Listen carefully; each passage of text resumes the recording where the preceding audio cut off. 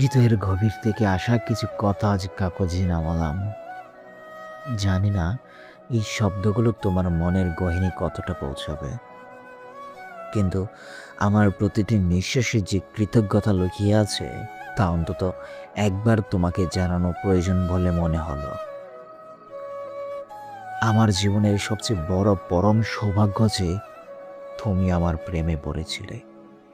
এই বিশাল পৃথিবীতে কত মানুষ, কত হাজারো গল্পের ভিড়ে তুমি যে আমাকে বেছে নিয়েছিলে, তা আমার কাছে এক অলৌকিক প্রাপ্তি। সত্যি বলতে, আমার মতো একজন সাধারণ মানুষকে তুমি যেভাবে ভালোবেসেছ, তাকে আমি কেবল ভালোবাসা বলবো না, তাকে আমি তোমার অসীম করুণা বলেই মনে করি। তোমার সেই স্নিগ্ধ সান্নিধ্য আর ভালোবাসার ঋণ শোধ করার সামর্থ্য আমার নেই, তবে কথা দিচ্ছি,